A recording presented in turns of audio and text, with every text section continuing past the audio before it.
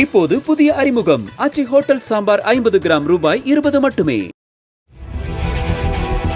தமிழர்களின் வீரத்தை பறைசாற்றும் ஜல்லிக்கட்டு இலங்கையை தொடர்ந்து மலேசியாவிலும் நடப்பாண்டில் நடத்தப்படும் என தமிழ்நாடு ஜல்லிக்கட்டு பாதுகாப்பு சங்கத்தினர் தெரிவித்திருக்கிறார்கள்.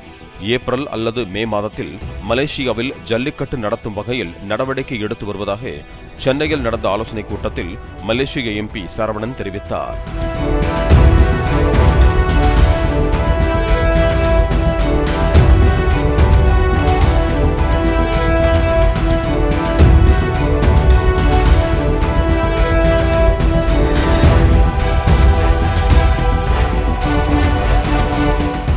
இப்போது புதிய அறிமுகம் ஆச்சி ஹோட்டல் சாம்பார் 50 கிராம் ரூபாய் 20 மட்டுமே.